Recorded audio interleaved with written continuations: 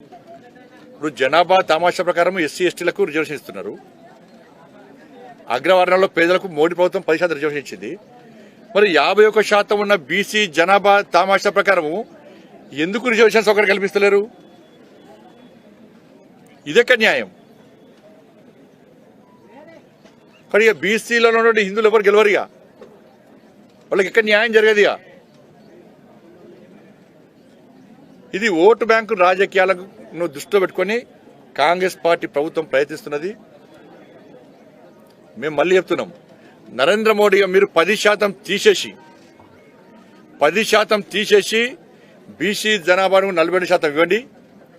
నరేంద్ర మోడీ గారి అపాయింట్మెంట్ ఇప్పించే బాధ్యత మాది, కేంద్ర ప్రభుత్వాన్ని ఒప్పించే బాధ్యత మాది, దీన్ని అమలు చేసే బాధ్యత మాది. మీరు 42% పేరుతో ముస్లింలకు ఇస్తే బీసీలకు జరుగుతున్న అన్యాయాన్ని మేము పక్కా వ్యతిరేకిస్తాం. బీసీల గురించి ఆలోచించే పార్టీ భారతీయ జనతా పార్టీ, బీసీలను ఉద్ధరించే పార్టీ భారతీయ జనతా పార్టీ, బీసీలకు జరుగుతున్న అన్యాయాన్ని వ్యతిరేకించే పార్టీ భారతీయ జనతా పార్టీ. మీరు ఎన్ని కుట్రలు చేసినా, ఎన్ని కుతంత్రాలు చేసినా కూడా తెలంగాణ రాష్ట్రంలో బీసీ సమాజం, హిందూ సమాజం జాగృతమై ఉంది. మీరు ముస్లింలను 10% తీసుకొచ్చి మా దానిలో కలిపితే మేము ఒప్పుకోము. ఇది బీసీలకు అన్యాయం జరుగుతున్నది. బీసీ సంఘాలు రాజకీయాలు పక్కకు పెట్టి, మీ దురాలోచనలు పక్కకు పెట్టి,